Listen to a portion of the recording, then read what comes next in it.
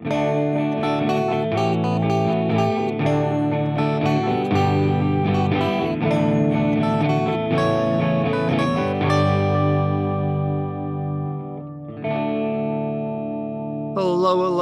and welcome to the Good Art Friends, where good friends discuss good art. Jonathan, my good friend, how are you doing on this fine May evening? I'm doing great. I mean, right now in my life, there's so many things that are going well, and I've experienced so many good things. I'm feeling very, very good. That's so positive. Yeah. That doesn't seem in line with our slightly depressing album that we're going to discuss tonight, but it This balances is one out of the on things that's average. making me happy. Yes, it's sad music makes me happy too. So I like it. I like it. All right, so let's lean into that. What is good then? Oh man, so I recently got to go see, as we talked about this leading up to this, and it finally happened. I went to go see Prince Daddy and the Hyena headlining at Motorco, which is a music venue in Durham. They also had Remo Drive and Restraining Order and Pictures of Vernon all opening. Amazing show. Great time there with my friends. Massive circle pit that I saw in front of me. I did not participate. I'm too old. And I'm too washed to mosh. But yeah, outside of that, I am enjoying watching playoff hockey, both in person and at home. And yeah, it's been great. Yeah. Are you going to go to a Eastern Conference Finals game? What's I your will plan be for in the building for game 2. game 2? Oh, that'll be fun. That'll be fun. Yeah, I switched my what's good at the last minute because I just started in the last day or so. Indiana Jones and the Great Circle. Oh, yeah, everybody's talking about it. It's good. It's really good. It's first person. I don't know what to call action adventure or something like that. It's like half action. Like it's cool because you using your whip, which is works really well in that first person kind of perspective. But then mostly it's just like this kind of like exploring and solving puzzles in like Indy's college, or right now I'm in like the Vatican, and it runs well.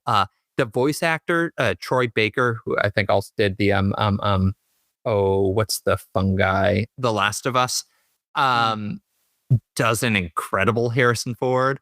But yeah, just a little bit in, but highly recommend it so far. That's awesome. Yeah. And now where are you? We've been keeping track on the Jonathan's video game backlog. Where are we now? We have not made a lot of headway. I've been playing Tactical Breach Wizards. Okay, that's not entirely true. I have been playing Tactical Breach Wizards. I've been getting back into that. That game is really fun. It's really witty. That's next on my list to finish. But as far as like what I'm actively playing, I've gotten back into playing chess again, which has been fun. I've been playing Cast and Chill in my downtime. Oh, how is that? It's so good. It literally does what it says on the tin. You sit in a boat and you cast a reel and you catch fish, and then you go back to the shop and you talk to the guy at the shop. That's it. That's the entire loop. And the music's great. And it's just so relaxing. But I've been playing that, and then most of my free time has been me playing Poker Rogue, which is a browser-based Pokemon roguelike. Okay. It's amazing. I didn't know there was such a thing. Are you still playing Pokopia? Or I haven't been playing it. No. Mainly just because like I haven't had as much directed time to like just sit and craft. But once I get back to having that, and that's what I'm going to be doing. Okay. Nice. All right. And so what is the topic that we're discussing tonight? Tonight we're talking about the band that does not name their albums. We're talking about American Football, who on May the 1st released their 4th album in 27 years. Yeah. And I mean, not evenly spaced, is that right? No. Okay, they put out LP1 in 1999. Yeah. When they were graduating from college and breaking up. And it's one of those things where it's like, hey, I think as far as I remember, I've watched a few background things because it was a big deal once they announced that they were coming back together. Mm. The Ringer has a band podcast, a music podcast called Bandsplain, where they have the host and they bring in an expert to talk about it. It's that episode is almost like 2 hours long. I've been like Woo. halfway done. And because it's also a video component, so it's just like I could listen to it, but I want to watch, and so it's Yeah. just like trying to carve out the time to do that. But it was one of those things where like they formed when they were in college, and they had a decent following around. And I'm trying to remember. It's I feel bad that Polyvinyl Mm. Records. In Central Illinois, Southern Urbana, right? Did they Illinois. go to Illinois? Yeah, so Okay. yeah, American football formed at the University of Illinois at excuse me, University of Illinois at Urbana-Champaign, Mm. um, which we lovingly refer to that area as Shambana. Um, but yeah, so Polyvinyl, which was like, they've grown really big now. So they had other bands that came to them like Braid, which was a big band in the 90s and early 2000s. But they're breaking up or they're graduating college. And like, hey, you guys should record this album, have it for posterity. People know about you. Just go and do this thing. And they do it and they go on about their lives. And then the internet's like, hey, this is pretty good. And all of a sudden, everything became popular. And then they're like, you know what? Should we make another album? Should we get back together again now that, we have Oh, so they were day breaking jobs? up when they were like decide to graduate, do their own thing when they Yeah. put out LP1. Yeah. Interesting. They It were wasn't they were like, graduating and dispersing. And it oh, was just like, yeah, we have day jobs now and families. You want to get back together? Sure. And 2013, 14 years yeah, later, they put out LP2. And cool. then another 6 years after that, in 2019, they did LP3. And now 7 years later, here we are with 4. Yeah, yeah, and it is interesting. Actually, let me start with this. What genre would you say they are? So the genre that they have been put into is Midwest emo. They are the progenitors of the genre of Midwest emo. Because they exist, that genre exists. Okay. Try have does that still fit? I don't I found when I was listening, and we'll get into this in a minute, hard to pin down what genre because there is like jazz influence. There's it almost is like Uh-huh. math rock sometimes. Uh-huh. Like I was looking, they use some funky time signature and they do some Uh-huh. fascinating things there. So they're a fascinating band in terms of trying to categorize them, I found. This album I solely would put into the category of post rock. Post rock. What does Yeah. post rock mean? I haven't. I need to like actually research the term for Okay. it, but it's just like this is not typical. This is rock and roll, but it's like this is very experimental. It's Yeah. off somewhere else, but it's Yeah. really Yeah. interesting just watching the way that their sound has changed because we have LP1, LP2 sounds like a grown up version of LP1, Mhm. and then LP3 they go in this more ethereal realm of That's a where good we word. are Ethereal. now with Yeah. 4. So 4 is like the evolution of 3. And it's like when you listen to 4, you listen to like 1 and 2, you can hear that it's the same band, but they have definitely grown. They have the money to spend more time in the studio and to Mm, use more things. yeah. Yeah. Okay.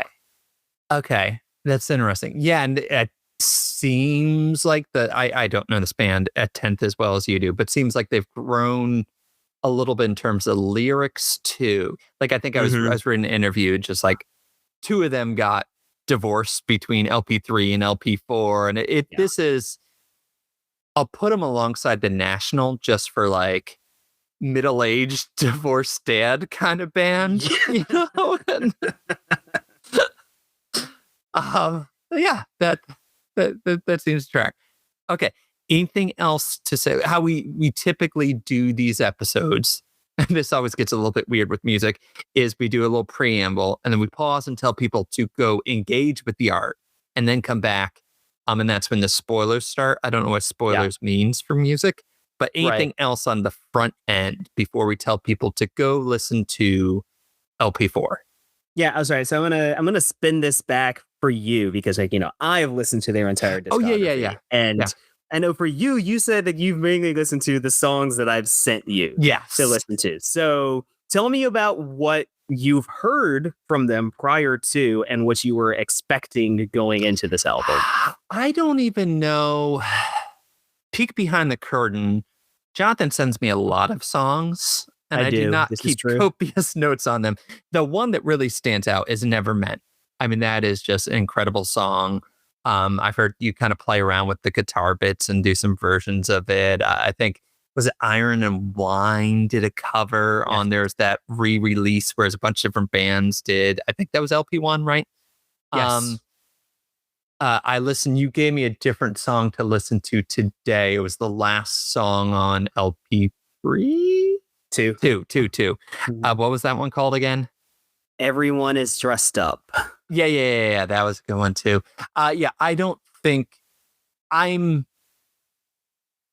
I don't have enough to say there because I Mhm. focus a bit on LP4, but I didn't go too far back in their backlog. But let's actually, before we pause, let's talk about what has been your relationship then with this band, because you were quite young in '99. So yeah, when did you come across them, and how have you followed with their music over the years? So I discovered really American football about what my sophomore or junior year of college. Mm. Good friend of mine sent me. I was doing some like photography stuff at the time, and I had posted a picture I took of this jukebox that was in this rec room at my dorm, and it was a Wurlitzer. And Cool. my friend The one sent with the me. Wurlitzer? Exactly. He sent Yes. me that song by American Football. I'm like, oh, this is really cool. It's from U of I. And then,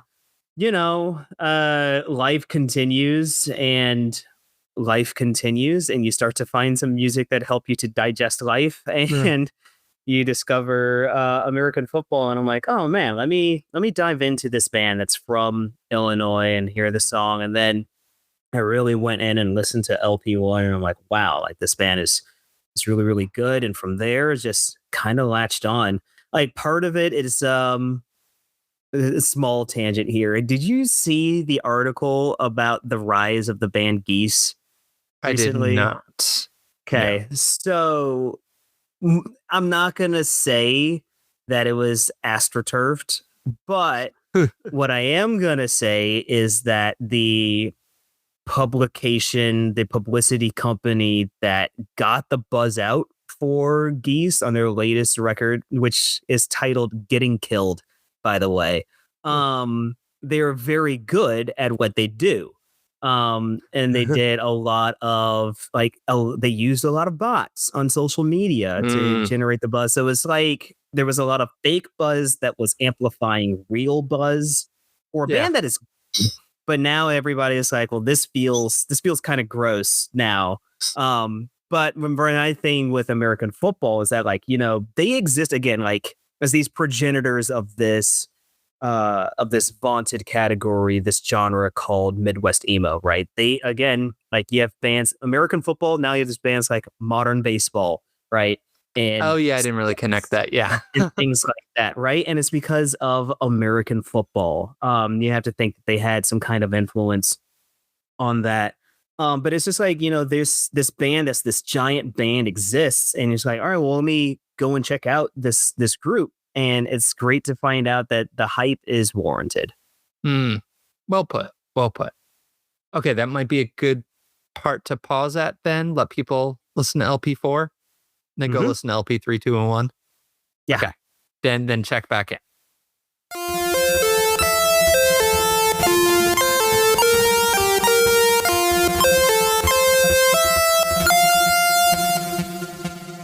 Okay. We're back. So, Jonathan, I'll let you kind of take the lead on this one. So yeah, LP4, what do you think? General thought. Yeah. All right.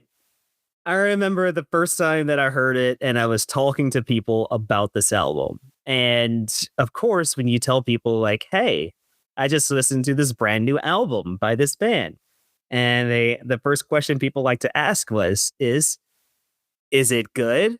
And my response was, it's real weird. It is. It is very. I think you used the word ethereal. Yeah. Yeah. I was not prepared for the way that this album started. Man Overboard is Mm-hmm. that is a bold way to start an album. Yeah. The It more really that did I've set the listened, tone. yeah, the more that I've listened to it, and like the second time I listened to it, I'm like, oh, okay, I understand this drum pattern now. This is fine. This works in my brain. But the first time it's just like I don't know which way is up right now. And That's it was fitting for just the lyrics of that song, to be fair. yeah. Your anchor was That's the cut loose. yes, cut loose, man overboard, it's hopeless. But yeah, it was just this album goes in a lot of different ways than where they have gone in the past. Um, and so it was a really interesting listen for me as somebody who's listened to all of their albums prior to. Um, and now that I've listened to it multiple times, I'm like, oh yeah, this is really good. It's really interesting. Like you get down towards the tail end of the album with it, "Wake Her Up." Like "Wake Her Yeah. Up" is a solid rock track, and it's like they don't do that. Mm. This is brand new. So I'm like, oh, this is really new territory. And it's really fun to see them do something else. I look forward to hopefully they play it live this summer, and I get to hear it on tour. Are they coming around here? Do you know yet? They're going to be in Asheville in July. Oh, right. I think we talked about that. You were going to go either to Asheville or DC or something like that. Wasn't that the? Yeah. Cool. Yeah. Yeah. They play with melody and kind of guitar riffs and very layered instrumentation and backing vocals in a way that, yeah, ethereal, I think, is the perfect word that you use there. It is very, very atmospheric. Yeah. So musically, I think it's fascinating in ways that I'd be curious to hear your thoughts just as a guitarist. They seem to be doing fascinating things in a way that I cannot quite entirely articulate, you know? And then lyrically too, just like from the start, is it the first line? "I made my bed and I lied in it," not laid in it, but lied. Just then from there, you get this question of like, okay, do we have an unreliable narrator in a, post rock album? I love it. I love it. There's a lot of interesting things lyrically and narratively, I felt. Yeah. As far as lyrics, I feel like this is probably their most lyric heavy album. Mike Kinsella definitely was moving the pen on this album because like you listen to LP1, there's a couple of instrumental tracks on it. And there was one instrumental track here, the one with the piano. And then I think Lullaby also. Yep, No, there's a Lullaby second. has. Yeah, I think so. It's probably been Lullaby. Correct. But these are songs that are chocked full of storytelling and emotions that definitely needed to get out. Yeah. And you know what? Let's take each of those kind of lanes. I think the storytelling and emotions that need to get out. Storytelling, there's just a lot of really fascinating elements there. Like that Desdemona, like pulling in Othello kind of angles, the one with the girl from the River Seine. And there's a lot of, it reminds me of like when we talked about Sufjan Stevens, just these rich, illustrative allusions that you go down this rabbit hole of like, what is he saying about this? Like there's history of this woman who was pulled out of the River Seine. And what does that reveal about his relationships? And Desdemona, who died for miscommunication and stuff, and there's some neat stuff there. And then you have stuff that needs to get out. I mean, which one saying I don't have all of like No Feeling in particular. That was just heavy. Just that lack, that eternal blank page, and there's a bit there. Yeah, No Feeling was that was the second single that came out. Was really, really exciting because it features vocals from Brendan Yates, the lead singer from Turnstile. Okay. Um, so that was really cool once that came out. And then yeah, I mean, just so many great songs and great moments in this Mhm. album. What is your do you have a favorite musical moment? Um as probably it's probably No Soul to Save is probably my favorite musical moment. But I want to take this moment to go on a short little tangent here and talk about a really interesting moment. Mhm. Um so we've got shoot, I need to look at the song titles now because it's right in the front of my brain and I'm not going to be able to pick it. So let me open up LP4 and make sure I get the song correct. Because it's not Patron Saint of Pale. Oh, it is Patron Saint of Pale. Mm. Um, which I jokingly refer to as the Disco Elysium song. If you play the game, you'll understand because like there's a whole thing about the pale in the world anyway. Okay. Um, but Patron Saint of Pale, when you get to listen to the lyrics and it's just like, oh, this is just like a fun little rock thing when you get to the chorus. But let's play Rochambeau, right? Yeah. And in the You got the background, you get the clapping. clapping, and it just like Yeah. sounds like like it's a hand Yeah. game kind of thing. Yeah. Um, but what's really interesting for me is that like once I drilled into the song, I realized that this song is kind of an analog to When the Summer Ends from LP1. Mm. And they're both songs about trying to figure out what to do in an impossible situation, Mm. right? Because with When the Summer Ends on LP1, it starts with saying, thinking about how to say goodbye. With a handshake, an embrace, a kiss on the cheek, possibly all three, Mm. right? Um, and it's just the final lines of the song are we've both been so unhappy.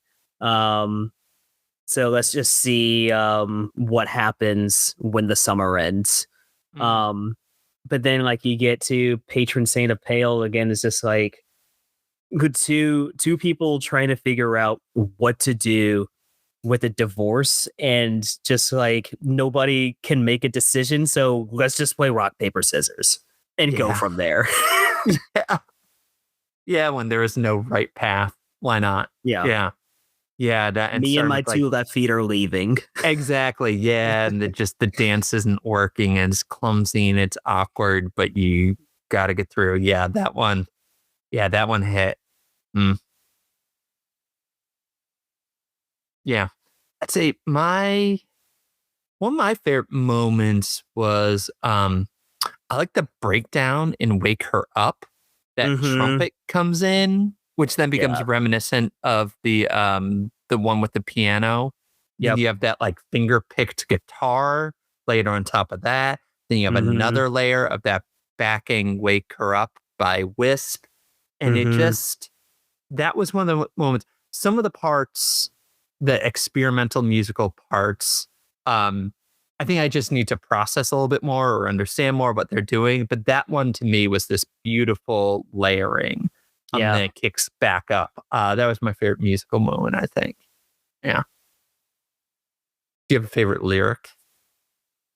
Um, Here's the thing, me, I am a sucker for closing tracks. So Ooh, yeah, like yeah. I look at No Soul to Save, and this is closing up. One more pour for the pain. One last attempt to tempt fate. Mm, And it's just like, yeah, this is it. We're standing on the precipice. What are we gonna do? And just the entire thing is just realizing that there's nothing left of me. There's no soul to save. yeah, that was heavy. And that song was interesting. It made me think of I don't know intentional or just me, but December has had that song "I Was Meant for the Stage," and this is saying like the exact opposite. No, I think in different ways that December's is just explicitly about being a performer, whereas this I think is a little more metaphorical. Also made me think a little bit of Radiohead's "How to Disappear Completely," and just that idea of this kind of fading away. But yeah, that was this was a really beautiful and poignant way to wrap up the album. Yeah. If I can real quick, this feels like very much like a cold shot, but when I was listening to it the first time and each time that I've listened to it since, that track feels like a band that is never making another album. Well, yeah, I mean, thematically, that seems to be what they're saying. Yeah. And I mean, to be honest, some of the lyrics are a little dark, and I would prefer to interpret it as stepping away from music, Yeah. So yeah, that might be nice. It just feels like just the way that the song is arranged with the choral background, so the swelling arpeggios with the guitars and everything, and it feels like a curtain call song. It feels like finality, because the way that their other albums end is really not even like that. Like, you get everyone is dressed up. Like, yeah, that sounds like the end of an album, but it doesn't feel like this is the last song that we're gonna do. But like, No Soul to Save really just has some amount of finality to it, in my opinion. Yeah, and this album does have that thread through it of just, endings and then picking up and figure out where you go from there. So it would be fitting thematically, Yeah. I'd say lyrically, I loved Bad Moons. I love that you get what I've been so many. So two parts. I've been so many boys in this trench coat, which one is a great metaphor, but also I don't think you ever watched BoJack Horseman, but just makes me think of Vincent Adultman was a character that is just literally two boys in a trench coat, and everybody thinks they're an adult, except for BoJack. But ask my wife. She met Dr. Jekyll and Mr. Hyde. I know that should be a why, but none of my whys ever get answered. I love in an auditory medium making a joke of like, oh no, that's Hyde with an I, not a Y, as you're hearing that as you go through. And that I thought was wonderful. That was my favorite lyric. Yeah, that was the first single that came out. Yeah, it's just the music video was good, and then also just like the exploration of the lyrics, right? And it's just like the whole bridge of I found all of these things in the dark. And it's just, when the description of trudging through the dark of whatever it looks like for many people, and he describes many ways it looks for some people. Yeah. But yeah, it's a crazy song. And then of course, like, it's 6 minutes long. Yeah. It's probably my favorite on the LP. Just that interplay, the kind of meandering, thoughtful music lines up perfectly with the lyrics, and each has this like reflective feel to it. Yeah, I think it's beautiful. What's your favorite one on the album? I think for me, favorite lyrics from favorite song in general, I'm wondering. Favorite song in general, I think really might be I think it is No Soul to Save. I love finishing tracks. And I feel like it ties everything up. I mean, there's so many great tracks in here. Patron Saint of Pale, I think it's just a great way to kick off the second half of the album. Yeah. But yeah, No Soul to Save is just it feels very comforting to listen to. Just the way that it's arranged again, it envelops you. Yeah, well put. Put. On lyrics, Mike Kinsella is a great lyric writer. And of course, like, I had you listen to Everyone is Dressed Up mainly for the penultimate lines of the song. Everybody knows the best way to describe the ocean to a blind man, Oh, you push to him in. push him in. Yeah. Yeah, that was good. Yeah. But it's just like, I love that song in general. It's just like, I've been listening to it a ton. But it's one of those songs where this is very funny. I said I'm listening to this and I'm listening to the words out of my mouth. It's a song that you have to listen to when you're in the correct headspace. Um, because like it's a song that's about, everyone is dressed up, everyone to the nines. Someone must have found love, or someone must have died. And this will be forgotten by history and scholars alike. Another moment of import lost to time. And it's just like there's all of these great moments that happen, but some of these are just never going to be remembered by anybody who wasn't there. Yeah, there is a rhythm to his lines that it's poetic and more than just like, oh, cool rhymes at the end. Just everything is very thoughtfully constructed. And then layered with the music too. The guitar is very like emanates in this kind of fascinating way. Yeah, this is a really intriguing band. I feel like I probably, and correct me if you disagree, I feel like what I should do is go back and listen more closely sequentially to get a better sense of what they've been building to. I think it might be a little bit easier for me to wrap my head around this LP than in relation to that progression.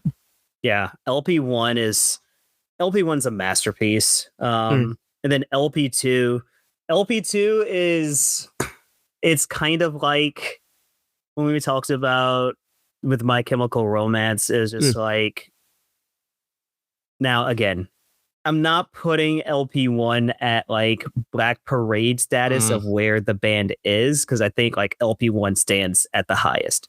Okay. But it was the same way when I was talking about, if you listen to Three Cheers for Sweet Revenge, you listen to it like, oh, this is a band that's getting ready to do something big. Yeah. And then LP2 comes along and it's a tightening of their sound, it's a tightening of their arrangements, and of their recordings. And like, wow, this is very polished. This is a band that went in with the intent to make an album, and this is their output. And that's interesting based on what you said of LP1 was never, if I understood it properly, never really meant to be for the masses for this thing. It was just a punctuation mark on this period. Whereas LP2, a very different approach. That's that first second novel kind of thing. Writing for like, yourself and then writing when an agent saying like, no, you need something out. Yeah. Right. Yeah. If you listen to LP1, it's just like the lyrics are mostly an afterthought. Like they're not even mixed that high. A lot of time they kind of like fall underneath, and it's like it's really more music focused. Yeah, that does sound right. A lot of like vibes for the lyrics, and yeah.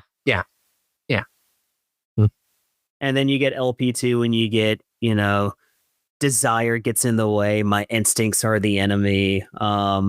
Everyone is dressed up. Like I mentioned, home is where the haunt is, which is another personal favorite. That's a song that I've covered. Again, with lines, the ghost in the corner of your room knows what you sleep in when you're dreaming, and of who. And then second time around, the ghost in the corner of your room knows how you're feeling because you're dead to him too. Just fun little things. Yeah, they do. I noticed. Let me check my notes, see if I can find it. They play around, it seems like, with lyrics of just kind of a refrain, but then just switching that last clause in it. Like in Man Overboard, there's that, my anchor's cut loose, lifelines askewed, but then later, my anchor's cut loose, what's life without you? So they, and even just musically too, like I mentioned, especially the trumpets throughout popping up. A lot of these lyrics and musical moments seem to be in conversation with previous moments. Yeah. Which, by the way, I want to point out that Steve Ramos, the drummer, is also the trumpeter. Oh, cool. Yeah. Yeah, and you do love. Have you been playing your trumpet much? I feel like you and I'm getting it repaired so that I can. Okay. Yeah. Yeah. Yeah. So, what were any other thoughts you had down that you wanted to chat about this one? Just a really interesting album. It's one of these things where it's just like you have to be, as I said, you have to be prepared to listen to this album because like you'll listen to Man Overboard, and you're like, I'm gonna turn this off. And so it's just like I hate to say this, but if I was gonna to introduce people to this album, I would have them start at Patron Saint of Pale, listen to it, get to the end, and be like, okay, now go back and listen to some really weird drum patterns. Yeah. And now you get rewarded with Bad Moons and No Feeling. Yeah. I like that. It's not like with the advice about what order to watch the Star Wars movies in. Like don't start with one. No. Yeah. 3, 4, 5, 1, 2, 3. Yes. But yeah, I am so excited to get to see 3, 4, them headline. Those numbers were wrong, but yeah. Yeah.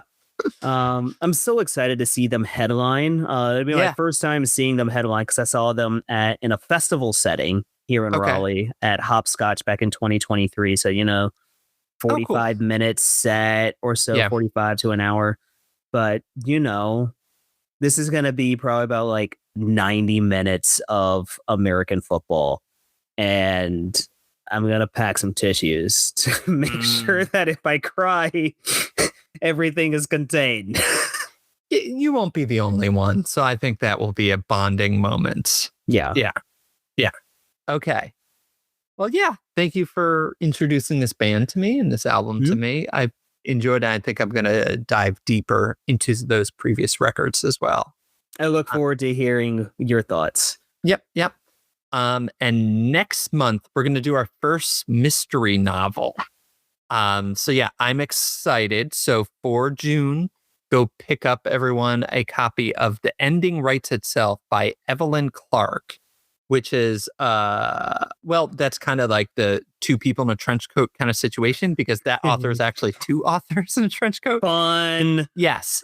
V.E. Schwab and Kat Clark. Kat Clark is primarily a screenwriter, and V.E. Schwab writes a lot of more fantasy novels.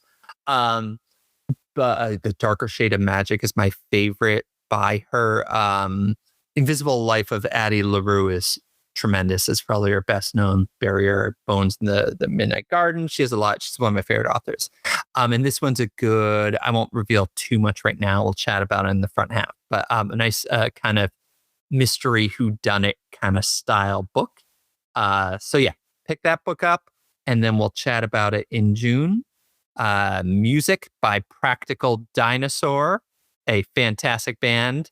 Check out the link in. Do we say band when it's just you? It's just like a Bright Eyes kind of situation. I don't know, man. I'm Tame Impala. Who knows? Yeah. Okay. Just use whatever adjective is correct. Yeah. But yeah, links down below. Jonathan, my good friend, thank you for talking about some good and ethereal art with me tonight. I loved it. Look forward to it all the time. Yep. And listeners, we'll catch you next time.